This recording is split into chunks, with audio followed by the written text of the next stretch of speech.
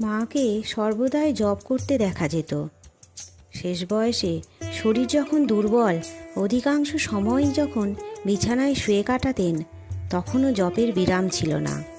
রাতেও ঘুমাতেন খুব কম, জপ করেই কাটাতেন। কেউ ঘুমোতে বললে মা বলতেন, ঘুম কি আর আছে, আসে না, মনে হয় যতক্ষণ ঘুমোবো ততক্ষণ জপ করলে জীবের কল্যাণ হবে।